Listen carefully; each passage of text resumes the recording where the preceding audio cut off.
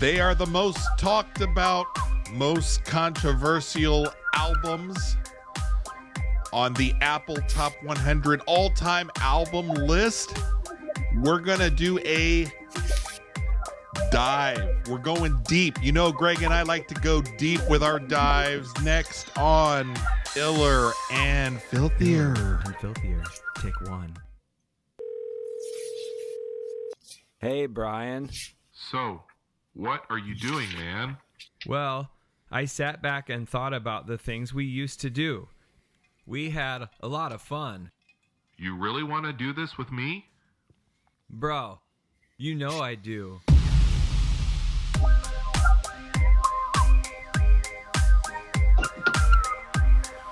Another week, another show, episode 7, I believe, Greg. Yeah, it's getting big. It's been fun, man. You don't hear that often, do you? Nope, no, very, very rarely. Yeah. So this is another kind of back-to-back weeks to where we dive a little deeper into the previous episode that we had. So last week, Greg broke down and we talked about the Apple Top 100 albums of all time. And I know that a few of the messages that I had gotten from Greg prior to us going live, Greg was like, "Oh, I can't believe this. We got to do a show on it." I was like, "Oh, perfect. So, Greg, a week has gone by after that episode where we kind of went through the entire list. How are you? Are you feeling any different? Don't get into too many details just now, but how are you feeling kind of overall? I still don't like the order, but I think that's okay because I think that's too hard, right? Everybody would have a different order. And I don't even know how you decide if something's number 57 or 84. Right. But I now have a better understanding, and I think I get a little more about how they went about it. And so I've broadened my spectrum a little bit this week, I feel like. Sure. It came down, I let the anger, got past that stage. And now, was it actual kind of anger or was it shock? I mean, I know there's a little bit of, we're putting on a little for the show. Yeah. But there was, I will Shock's say I had a little shock. Yeah. Yeah. I think it's the world we live in now of the clicking and, let's put, there's no reason after 40 years that all of a sudden we're like, Thriller's not number one. And what I think I would only want that if it was something like newer. I guess that's what threw me is as an older album. All of a sudden it's like, I've never seen that on the top list of anything. You know what I mean? So again, I started really going about our criteria. Like if we go back through it, the criteria were like, full representative of culture, inspired a generation, best-selling in production, but it was more about the story, I think, that they're trying. So versus just hits, things like that. I mean, an album that tried to kind of tell a story. Right. So I tried to think about it that way. So I kind of get. So again, this could be like the Video Music Awards back in the days. People would always be like, "Oh, I can't believe it." It won because of the video, like the production, like how movies are like that sometimes, right? Like a movie might win, might not be the best movie, but it's like it was shot very well, or So I think in some ways I'm thinking of it like that. Is like, is it's the way it's made, and not necessarily like, oh, I don't like a couple songs on there. You know what I mean? Right. Well, we had talked about as we went over that list.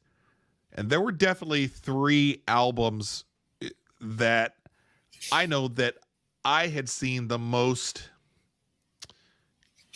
controversy online within TikTok or Instagram when you're flipping through. And, once we start talking about the Apple Top 100, it starts feeding you more of that content. So it's a bunch of guys that are like us that are like talking about the albums. And I would say 80% or so of the content that I would stumble upon, they were pretty disagreeing with the especially the top 10, top 15 albums. And there were three in particular that I think not only caught our attention, but has caught the ire of a lot of people online.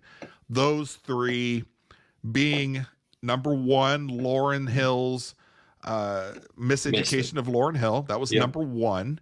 The second one, I believe, was Frank Ocean Blonde. Number and 5. That was, do you remember what Apple had? 5. 9? 5? 5, yeah. Okay, had that 5. And then I believe the other was Radiohead.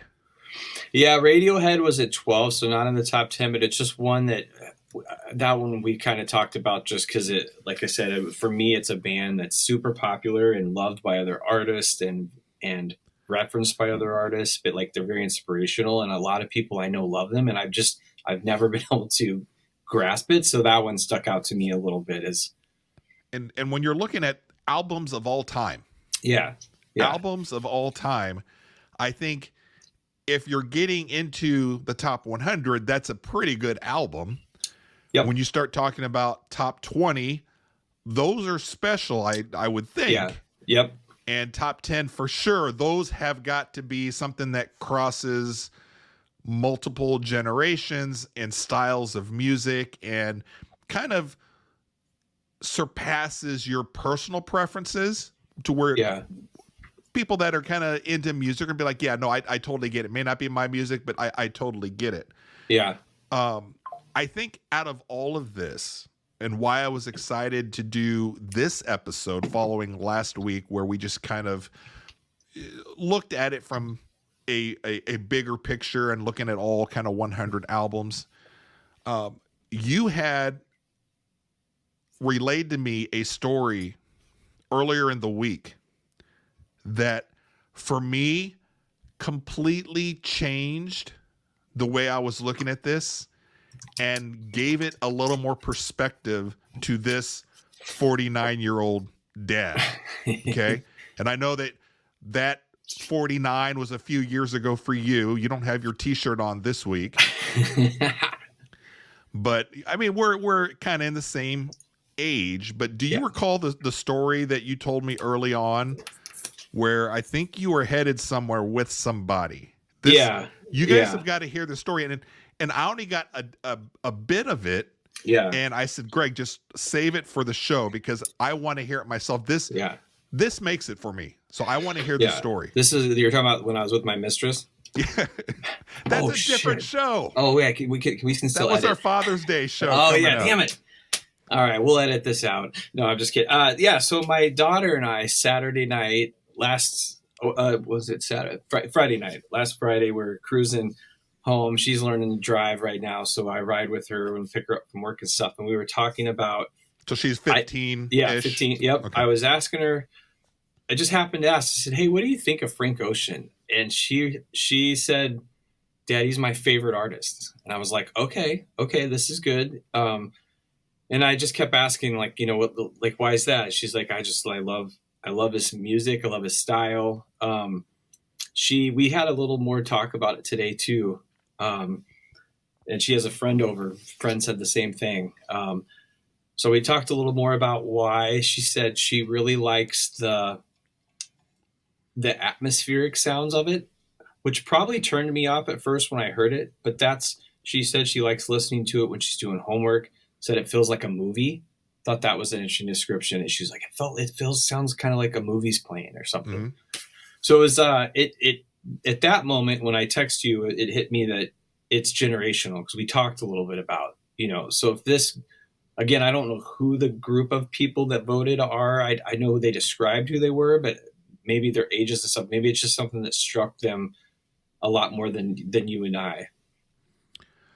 Well, the fact that this is a conversation that you were able to have with your 15-year-old daughter, where a lot of times I think we struggle as parents. We haven't had any really parent episodes.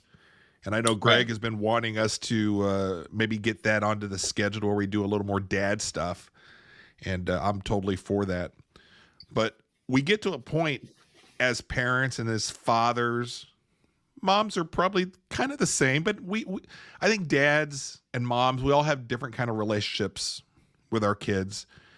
And to have something to where you could have this discussion with your daughter, I thought was really, really cool. I don't have any girls. I've always wished that I could be kind of a girl dad. I think I'd be a pretty good one, but who knows? I don't know. Yeah. I've got two great boys. Yeah. But I thought this was fantastic that you're driving with your daughter, learning to get her license and all that stuff. And then here's dad asking about Frank Ocean. And you're trying to understand. And it's almost kind of like what we all have gone through when we were younger.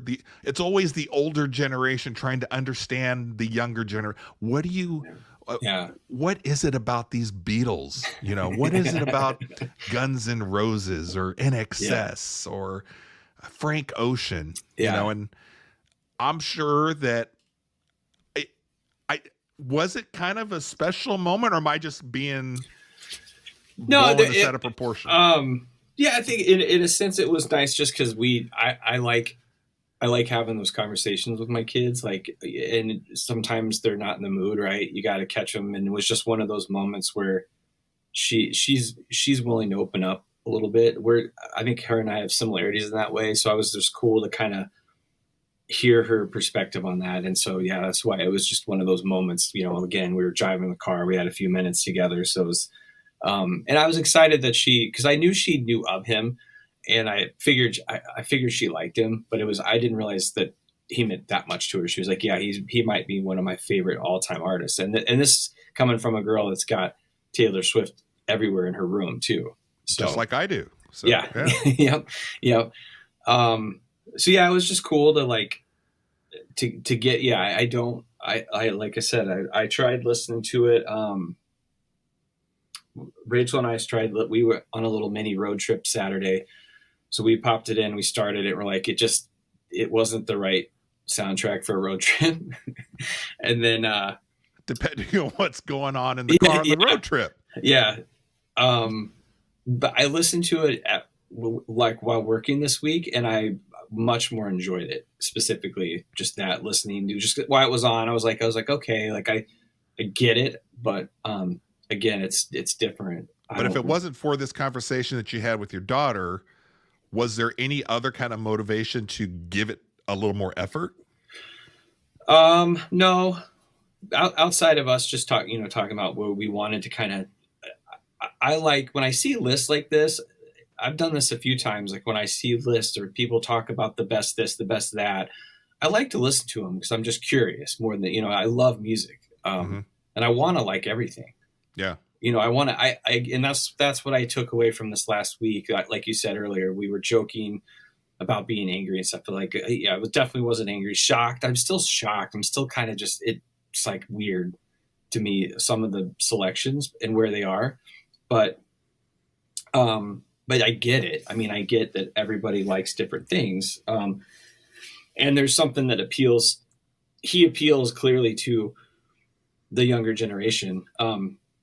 And I think their music is just what they like is very different. And you hit on it, and we can talk about this more. But I mean, if you think about when we would get in our cars as kids and you listen to your parents, and I was thinking about the oldies, right? Like when you hear like oldies 95, it's like, oh gosh, that's just like we would get in the car, but then our music was maybe a little louder and aggressive. We had, whether you liked,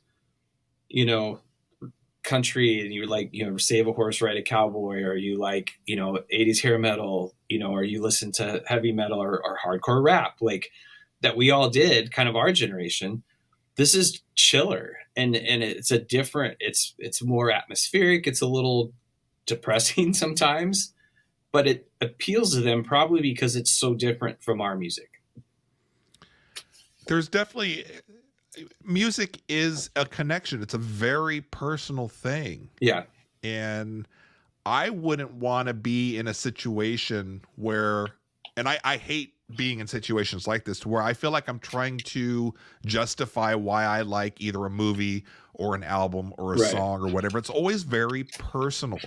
Yeah. And so going into this week where we're going to talk about these three controversial albums, And listening to your story with talking with your daughter, and then going back to what I had said, I think last week, and when I approach these kind of lists, is that I use it more as a exploratory discovery of just Right. kind of what's out there that maybe I should, if I'm wanting to dip a toe into this little lake, this little puddle to hear this or that, that it just kind of pushes it to the forefront for Right. me, as opposed to looking at it to where I'm like, oh my God, this is number 8. This is number 1. I can't believe Yeah. it. Yeah.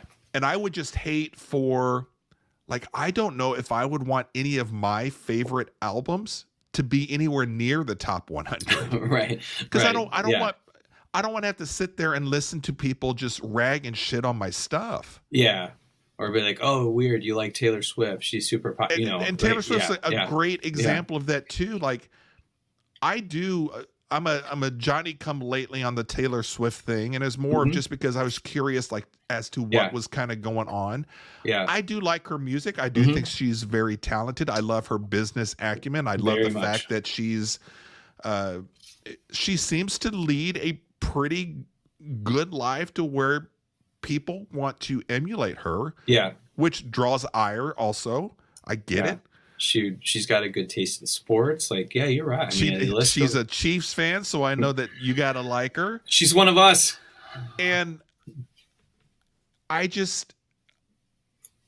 music is just so personal that I would hate to get out here and really start ripping on these albums out of, because they're not in my personal taste. So if there's somebody that's a big Lauryn Hill fan or a Frank Ocean fan or Radiohead fan, and I'm like just ragging on them. Yeah. Why? Right. Why would I do that? Yeah. Other than, well, it might make good clips or something, but that's just not me. Yeah. So I did look at this as, okay, I think you're the one that kind of brought up, well, why don't we do some homework and actually give them some listenings to the Lauryn Hill album, to the Frank Ocean album, and to the Radiohead. And I listened to all 3. As I think you did too. Yeah.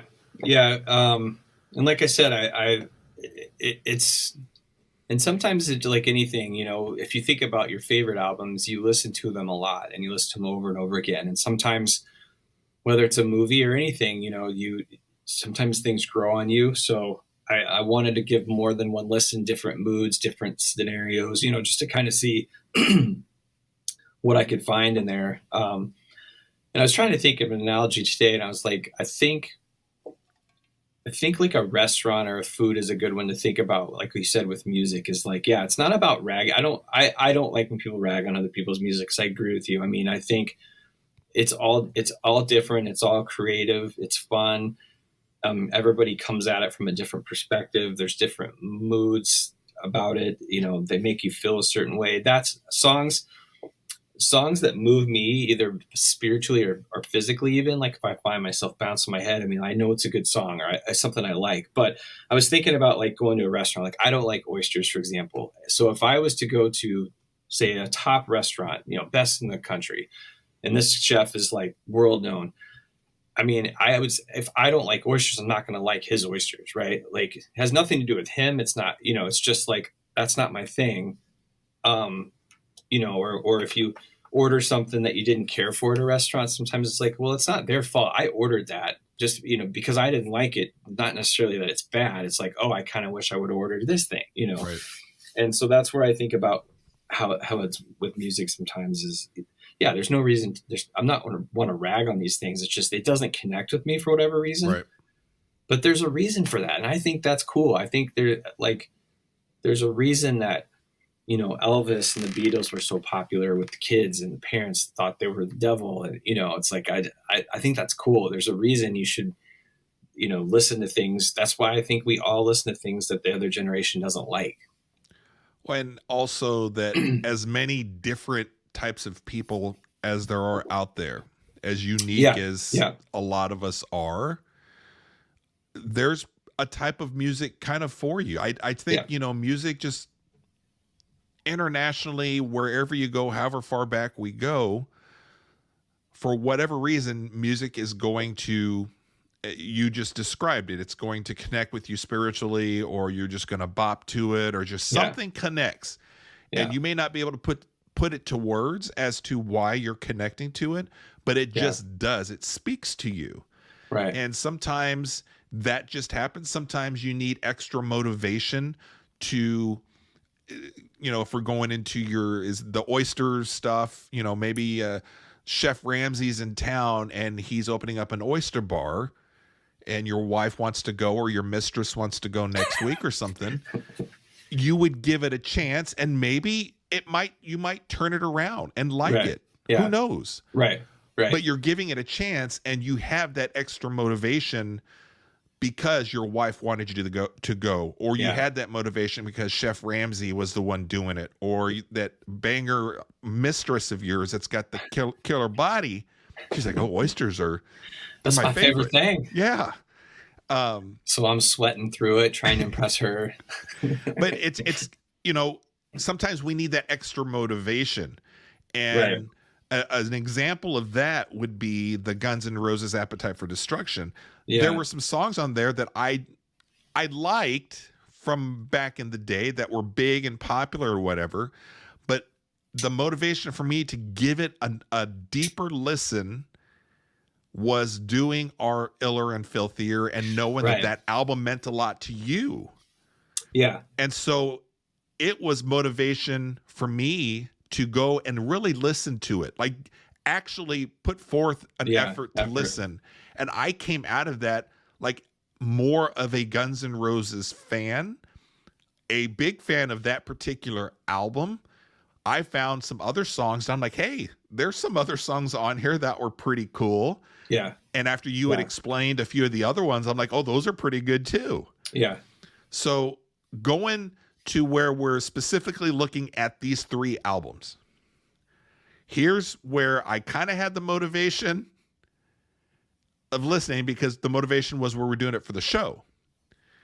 And I listened to all 3, and I was like, and I'll be honest, I was like, the Lauryn Hill one, it was fine. It's a good listen, right? It was fine. Yeah. Like I wouldn't go into a house or party or something and be like, oh, what are you playing? Yeah. I'd be like, oh, hey, okay. But it for whatever reason doesn't speak to me. I'm just not connected to it. I had a little extra motivation when you had sent another message and said, hey, it's actually pretty good. I think you would listen to it again also. Yeah. And I think you said something about this would be a great vinyl. I think, that one to me just seems like this seems like a vinyl listen, because it does, I will give it does have that end-to-end feel, right? Like it has a story, it has, it's not just songs, it's definitely like a package deal, which I think is part of the, the criteria behind this. Again, I would never put it, it's not number 1, but that's okay. Like I enjoy listening to it. It's got a cool feel to it, and it's well done. Like the audio, the sound, it's a very well done and great sounding album. I can totally see that if I come across that album on vinyl, it's on sale, let's say, or like maybe you and I are hanging out, we're like, oh my God, there's the Lauryn Hill album. And like, let's take it home and listen and just buy it, take it home. I can see that. I can see doing that. But upon listening to it, I listened to it twice, and I'm like, it's fine.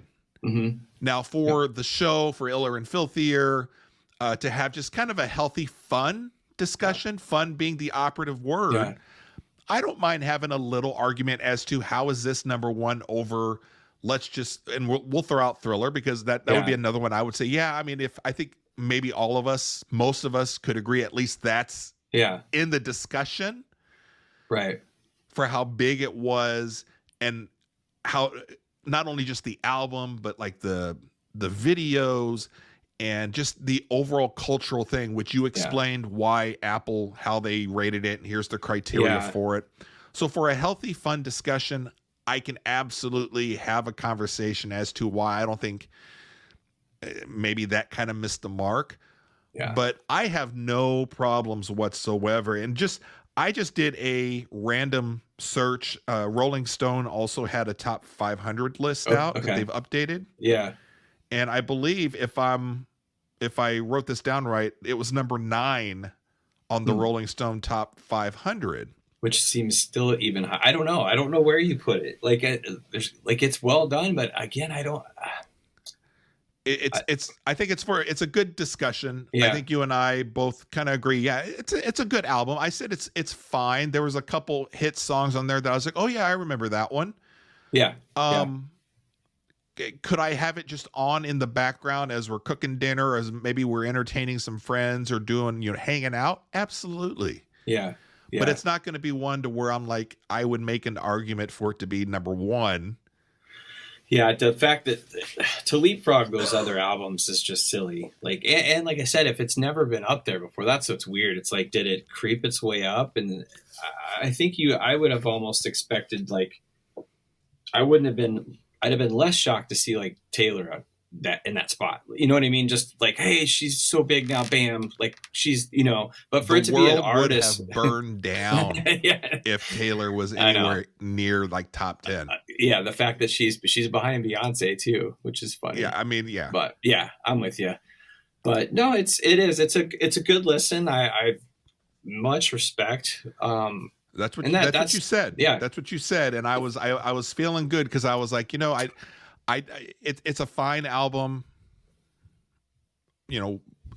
Number 1, I don't know about that, but if smarter people are saying that, yeah, okay, that's fine. And then so let's jump back into the Frank Ocean one, because that's one where I had more motivation after hearing that you had this discussion with your daughter, and I'm like, that was something you and I had kind of talked about, and maybe it's a generational thing, and we're just like, oh well, how can it be over Thriller? Yeah. This is 2016 or whenever that came out. But your daughter, somebody that is close to you, yeah, and is like, I dig him. And I wonder if so I learned a little more about him too. Is my daughter had told me, I don't know much about it. Apparently, he's kind of off the grid now. And what happened is he was very close to his brother, and his brother passed suddenly in a car accident. And this Frank Ocean is also a big car guy, so it kind of hit him. And she was saying that so I'm wondering if there's like a little mystique to this. Like we talked about the 27 Club last week. Like, would Amy Winehouse be maybe as big as she was if she didn't pass, Right. So the thought is, I just wonder if there's a mystique thing there too, that he's kind of disappeared is what she said. So he's put out, I know, at least a couple albums, but then has kind of been quiet. So I don't know if that's an element of like this, everybody loved him. Where is he? And yeah, that makes sense. All of that makes sense. And the motivation was your daughter said that he's one of her favorite artists. And so I gave it another listen after I did the first time around, because I was like, hey, okay, cool. Because now we have somebody that's close to us that is legitimizing his top ranking here. Yeah. And again, honestly, and I'm an R&B guy,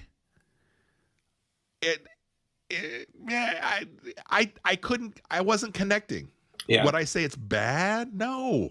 It's super creative. I kind of feel somebody that makes music like that must have had a vision, like they went in. It's not just beats and rapping. It's like she said, there's this atmospheric stuff in the background. Some of it, that's where it gets weird, is like there'll be this beat, and all of a sudden something would change, and there was this abruptness to it that just rubbed me wrong. I'm like, oh, what the hell is that? But again, I did listen to it at work this week too. Found it a little more appealing. It does do good as like background music. You know what I mean? It can just kind of play. But nothing to where you're storming into your daughter's room and like, what the fuck are you listening to? Yeah. It's cool. It's mellow. But yeah, it's super creative. Again, that's you've got to have a vision to kind of paint something like that, right? Where you're not just going in and rapping over a beat or playing a guitar, 3 chords on a guitar. It's pretty creative. Respect to the artists that do that. And whatever generation, whoever Yeah. finds a connection with an artist. And so your daughter's got one with Frank Ocean. That's awesome. It's just not something that I'm like, I rushed to adding it. I added it to Right. my playlist or anything. I was kind of shocked, to be honest with you. I thought of the 3 albums that we were going to really take a listen to, I thought that would be one to where I'm like, oh, this is right up my alley. Yeah. And kind of what you were talking about, there was I wasn't connecting with it. I did do a search on the Rolling Stone Top 500 just to see where it was at. Yeah. And I believe it was number 79 on Rolling Stone. Yeah, that makes, I mean, again, that when you see something like that, you're like, that makes sense. You know, and that's high, right? I mean, I'm saying that's a great number. Right. Top 500's good. Yes. Yeah. Good number. And top 100 on that list is impressive. Yeah. But to be number 12, healthy, 5. fun discussion. I can argue with that one. Yeah. 5. Yeah. 5 on, and who knows, or again. 5. Yeah, I'm sorry. 5. It's, you know, maybe the digital stuff that's in there, like some of the things that I don't love necessarily, but again, it's just a taste thing. It doesn't appeal to me, but it certainly appeals to the younger generation because I find a lot of their music has that digital element and it's a little more somber. Some of it, I feel like a lot of what I hear my kids listen to just seems to come like the skinny jean rappers, like we talked about before. I mean, there's just a little bit of a vibe to it that's just different. So if I were to turn this around on you a little bit and say, let's just say, for example, it's safe to assume Guns N' Roses is like one of your favorite bands of all time. Sure. Okay. Yeah. So let's just say we're in a discussion with a group of people and they're just ripping on Guns N' Roses. Would that bum you out, or does that kind of reinforce and you're like, I'm even more of a fan because you guys are shitting on them?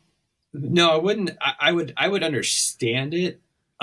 Because again, I'm really commonsensical when it comes to like music and stuff though. I understand it's not, you know, but does that make you like, maybe they aren't as good as I'm thinking? No, or does that 'cause double your passion for them? No, yeah, just I know I like it and I like it for certain reasons, but I'm a drummer that likes certain kind of music, so it appeals to me. Like I like a guitar and I like a drum and I like to be moved by music, and so when I hear something that I love, and again, sometimes you like music for where you were, like, you know, where you like, whether it's a good time, a bad time. I mean, something speaks to you, and great point. There's a reason, you know, there's maybe the first time you listen to Frank Ocean, something happened in your life and you're like, God, I love that out, you know? And so yeah, if I was in that scenario, but I also get it. A lot of the music that I like, I recognize is not like, if I'm talking to like a real music nerd, like I told you, there's these, every time I get in a conversation with like a drummer, they're always like jazz trained and they start rattling off, hey, do you know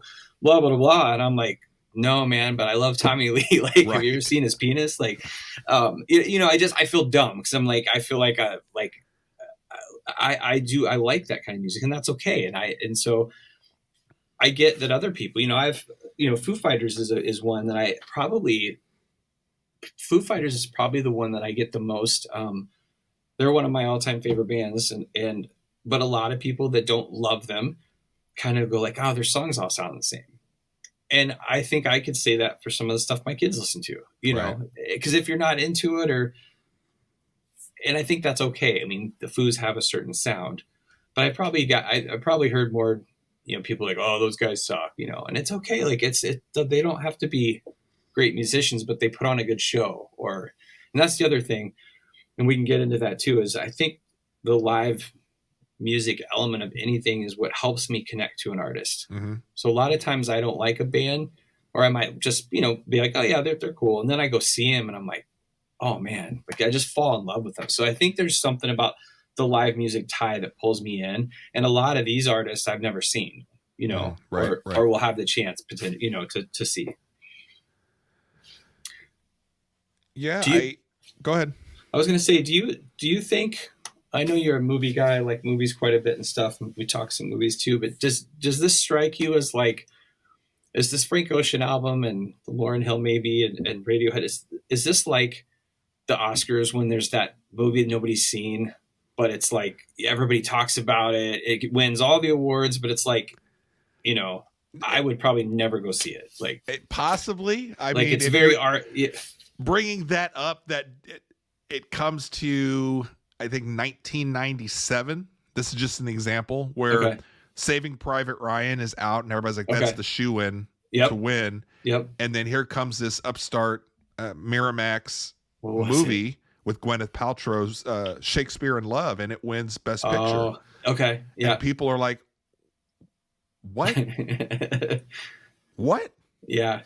And I love Saving Private Ryan, but I also love Shakespeare in Love. And I Yeah. know like the movie bros that were all like Saving Private Ryan and just their heads exploded Yeah. Yeah.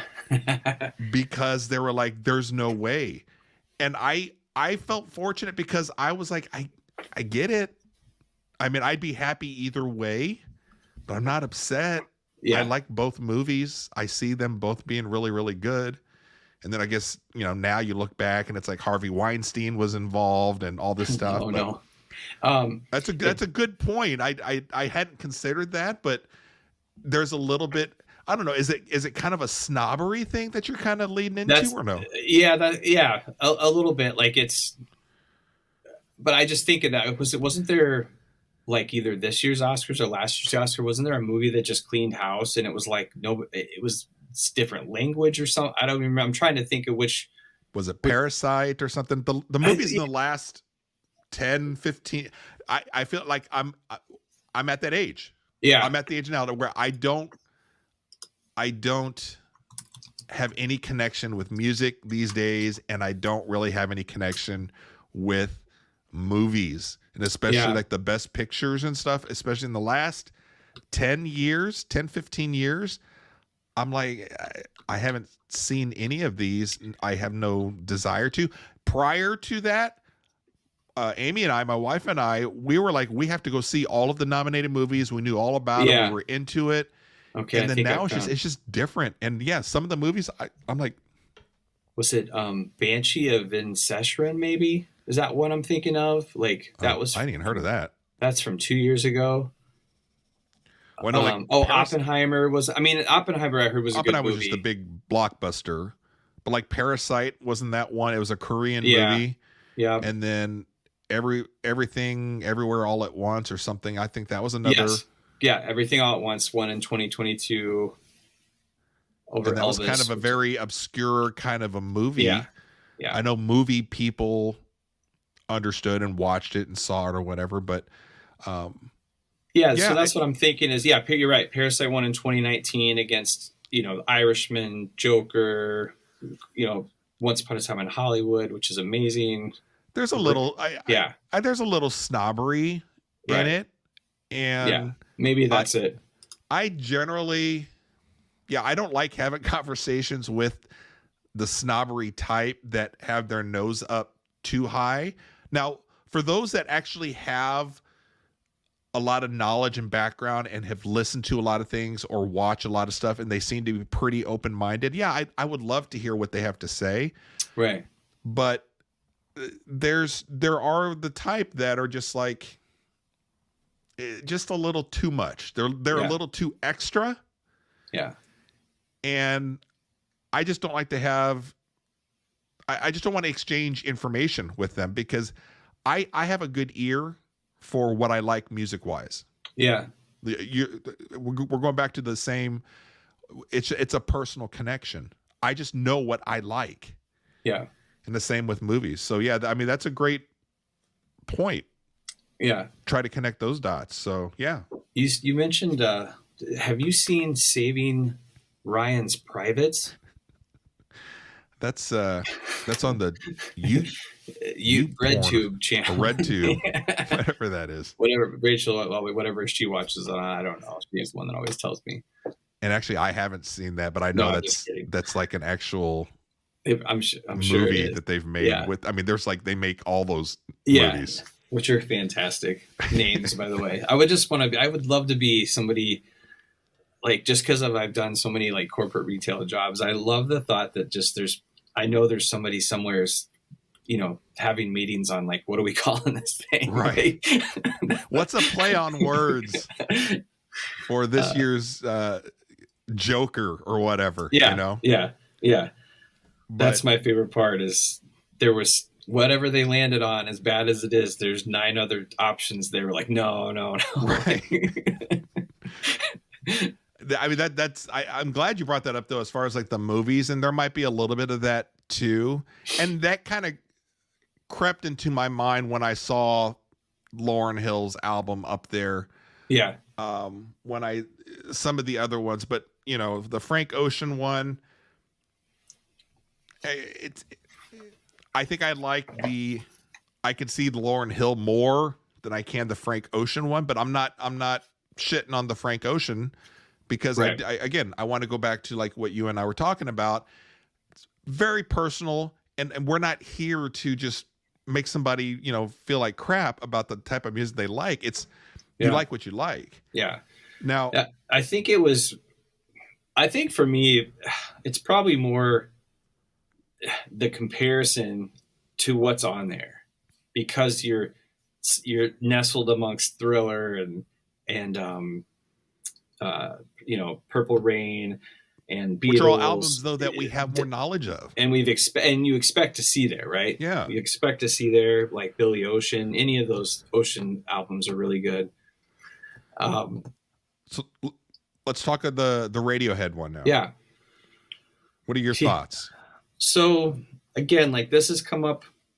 A lot of people I talk to, a lot of friends I play music with, just I've run across a lot of people that are just like, God, I love Radiohead, and I've always heard OK Computers. This like that's the one. I think they have their other album is also really popular. There's a second one. I think it's I'll have to look it up.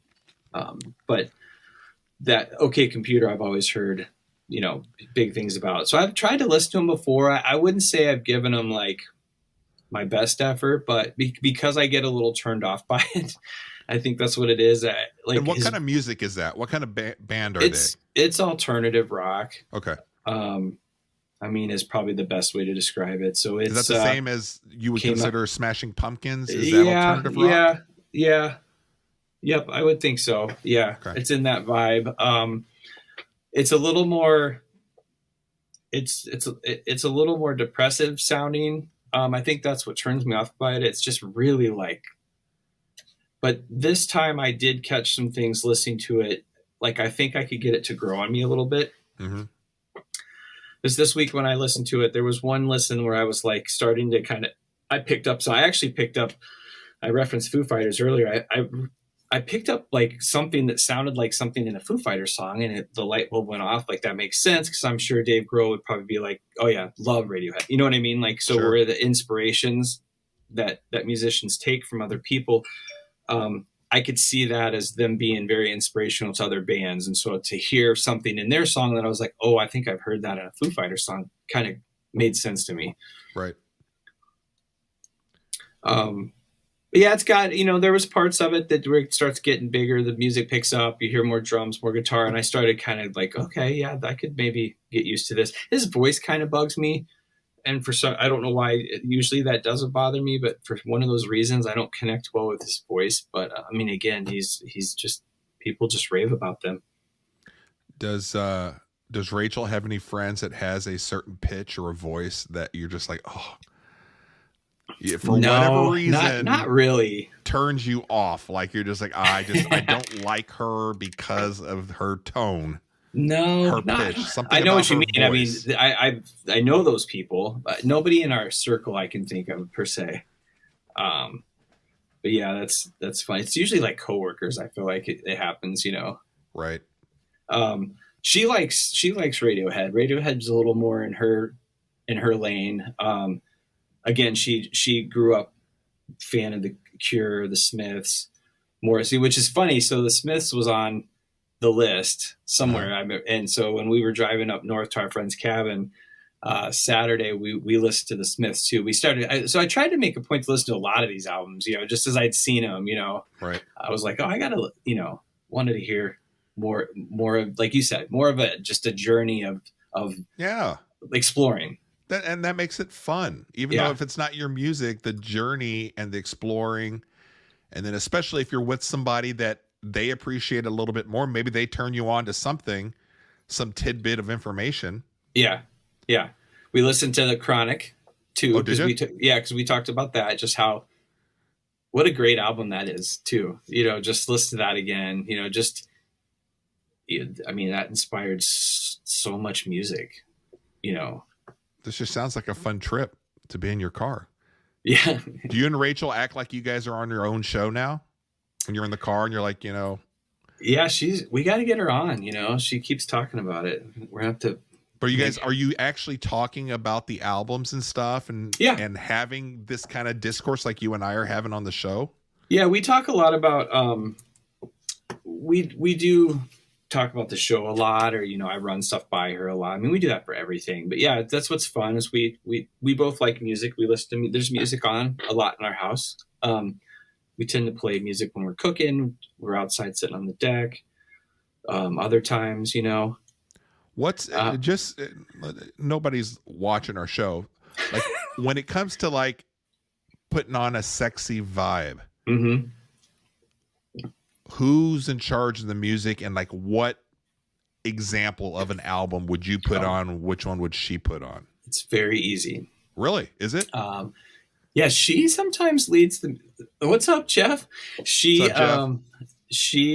is the one generally, I would say, who picks it.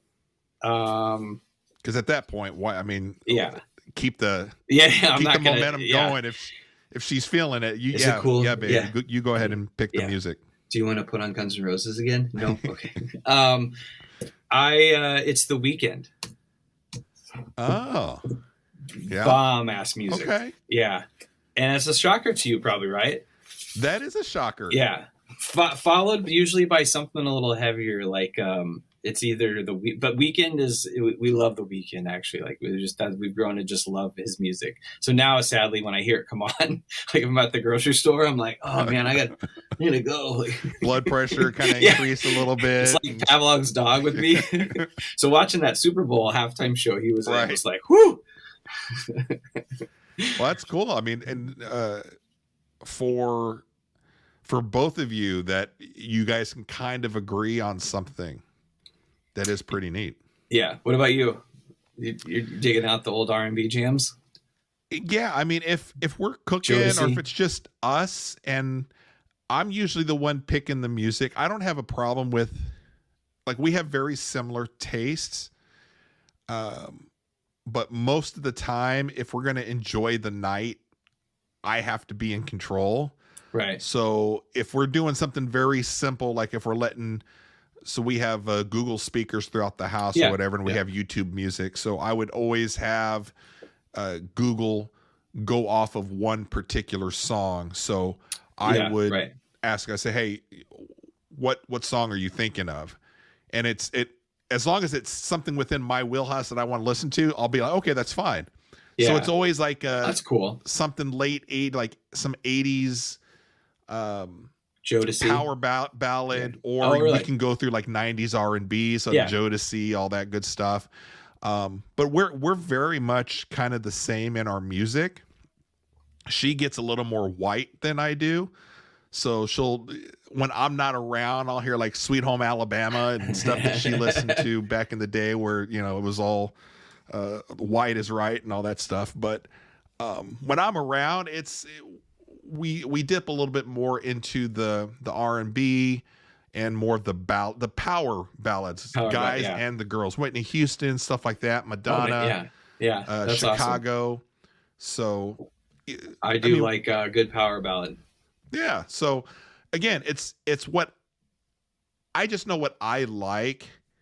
Yeah. And I have a strong emotional connection to a lot of the music that I have. And if it's outside of that, I just need extra motivation to give it a chance. So we talked about the Guns N' Roses Appetite for Destruction. Well, my motivation was because that's one of your favorites of all time. I'm like, yeah, I want to give this a really good shot at listening to it. And I'm glad I did. But outside of it being for you, I think it would just be a couple of the songs I'd be like, oh yeah, when I'm at the strip club, and be like, oh yeah, I remember that.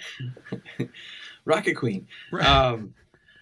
Yeah, it's cool too, because we play, like, our kids now, us and some of our friends, our kids have grown up listening to some of our music, and they call it like boat music, because there was some playlists we'd always have going on. We were in a boat club a couple years ago where we spent some summers on the lake, and then even at home we play a lot of Cali reggae stuff, which is a little bit like Sublime, but there's other bands, just it's got a reggae vibe, but with this California kind of influence. So it's almost a little more hip hop inspired. Right.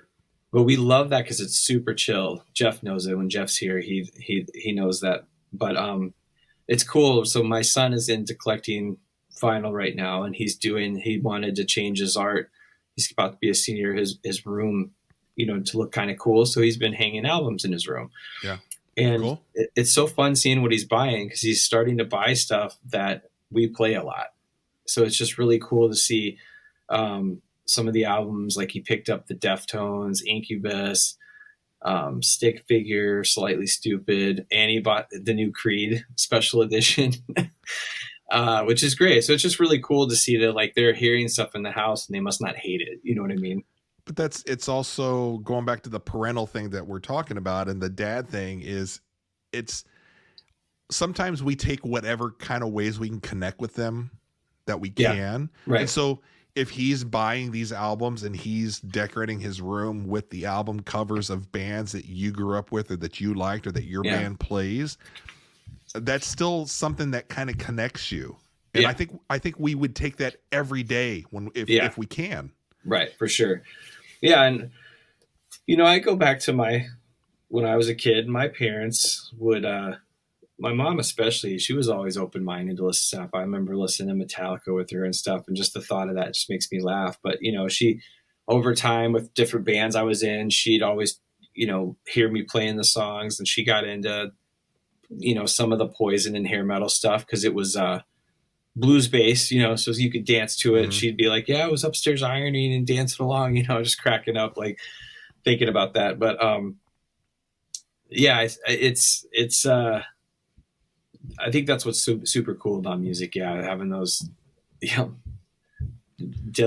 and Rob Zombie, I totally remember that. But it's cool that they listen to it and know it as your music. And sometimes and so Zach Bryan is a new artist that I've gotten into.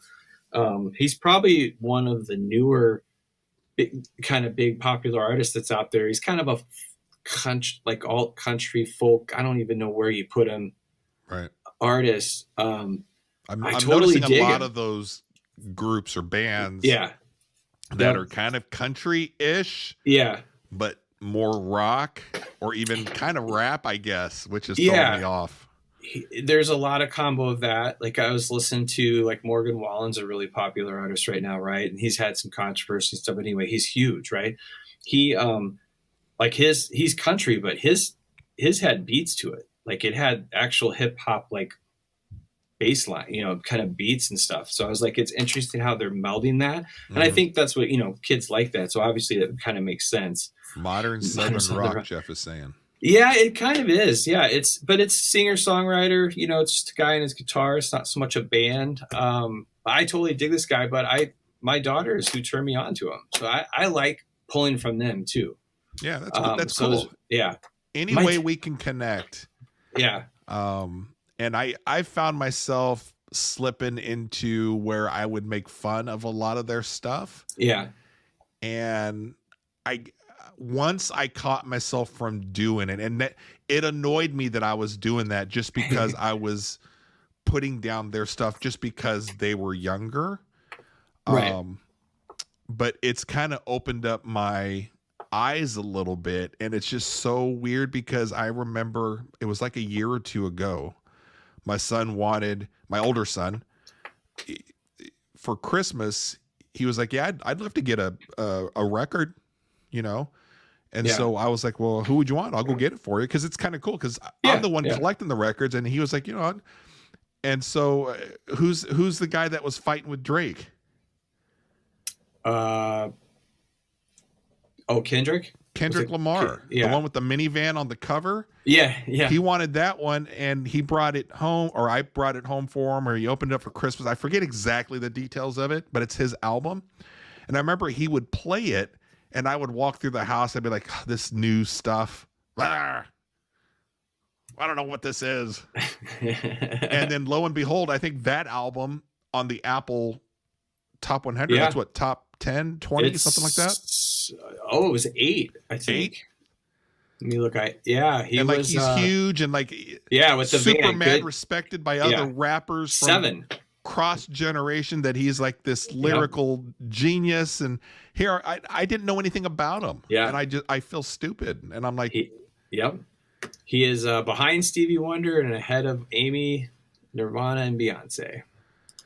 well, let me ask you this. We're down to the last couple minutes of the show.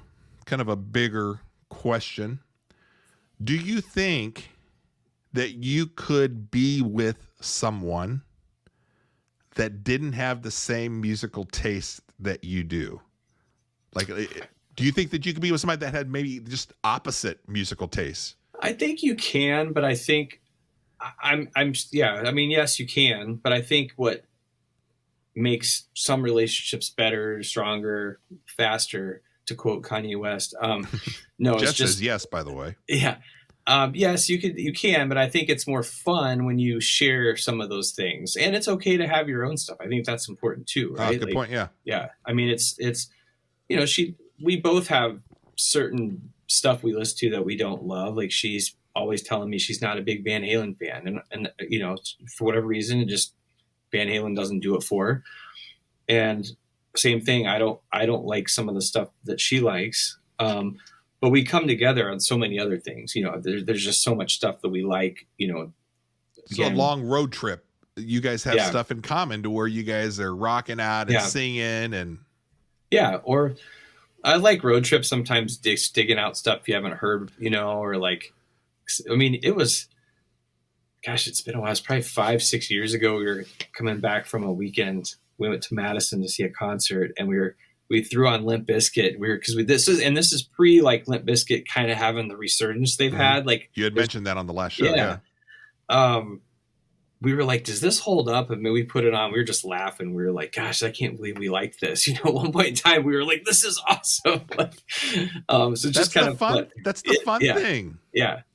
Yeah. It all comes back to, again, just your phase of your life. Like, that's what I love about music. And that's what's cool about how music's made too. And you hear bands talk about that a lot. Like, it's, you know, funny to see a band like Metallica sing their songs that they wrote when they were 17 and had no money and were living in vans, when they're like hopping in their airplane. James is hopping in his plane after a show and flying to his house in Vail, like, you know, but singing about how terrible things were, you know. What about, compatibility in porn with your spouse? Do you think that's important, or is that separate to where you just make sure that you don't? Yeah, that should be, you got to be compatible with that. You know, you don't want to be turned off by the wrong thing, you know, so you just got to know. I like, for our porn, we like a good storyline, you know. I do too. Yeah. I think you and I would be compatible. Have I ever told you my $1 million idea? For porn, I feel like there's not enough like choose your own ending kind of adventure thing. I kind of feel like sometimes it'd be cool, or like if it was like you weren't sure, it was like roulette. Like, maybe this time she really did just want a pizza, and you're just like, oh. They had those on DVD. How do I know? Because Amy got me one. It was a Jenna Jameson one. Hilarious. But it was like all fake stuff, or like it was like it was almost choose your adventure. Yeah, that's so funny. You'd come up to a certain thing, and you have to get the DVD, the remote, and choose which way you wanted Jenna to do something. Totally crazy. Oh, that's funny. Oh, those were like special edition ones. Yeah, no, I just think I'm always funny. It's like, yeah, maybe there really is a pipe broke. at this house. Porn D&D, exactly like that. That's some funny shit. Well, I think we had a good discussion on the 3 probably most controversial albums that we saw online also that people were talking about, with Apple's top 100 of all time, Lauryn Hill, The Miseducation of Lauryn Hill, Frank Ocean Blonde, and then Radiohead OK Computer. Greg and I made it a point to go through this last week and listen to them a few times. Everybody can like what they want to like. I think when we were talking about Greg being angry and just all this, obviously a little put on for the show. It's a head scratcher, and I agree. If we want to get into the fun, healthy discussion of, okay, is it really number 1? Should it be number 10? Should it be in the top 20? It's fun if you can have a discussion where you can keep it that way. But I kind of go back to, I like to use these lists to discover other things as just a heads up to, oh, maybe I should check out this album.